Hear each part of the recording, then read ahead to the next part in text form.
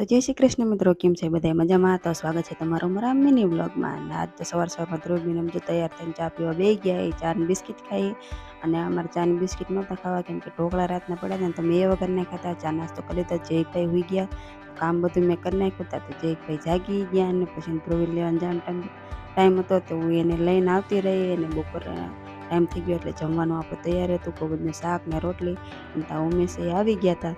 ઉમેશે જમવા બેસી ગયા હતા. જયભાઈ જો કેવા દાંત ખાતા હતા. અને હાંજનો ટાઈમ થઈ ગયો હતો. ધ્રુવીબેન કે મમ્મી હુકડી ખાવી, એટલે અમે બે માં દીકરી હુકડી ખાતા હતા. જેવી કે મમ્મી મને આપો ને. બહાર નીકળીને જોયું તો મસ્ત વાતાવરણ એકદમ ટાઢું શાંત હતું.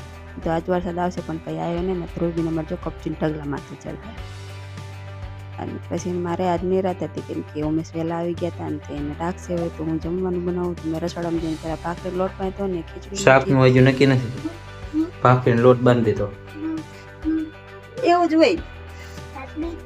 તો આમાં શું શાક બનાવ્યું છે ને કીધે શાકમાં તો શું કરશું, દહીં પડ્યું છે, દહીં વગર નાખવું. હા જ જયભાઈને આજ તો ખીચડી ખવડાવવાનો વારો મારો હતો, એટલે મેં એને ખીચડી ખવડાવવાનું ચાલુ કરી દીધું. કેમ કે ઉમેશને ધ્રુવી કહેતા દુકાને છાશ લેવા તો એ બે આવી ગયા. એને આવીને દુકાને જઈને આવું કહી દઈને કંઈક પડીકા લઈને આવે.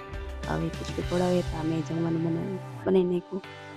વઘારેલું દહીં, ખીચડી, અથાણું અને ભાખરી. તો હાલો બધા જમવા. અને મળશું હવે આપણે નેક્સ્ટ વિડીયોમાં. પછી શું હોય, વાસણ ધોયા. Bye bye.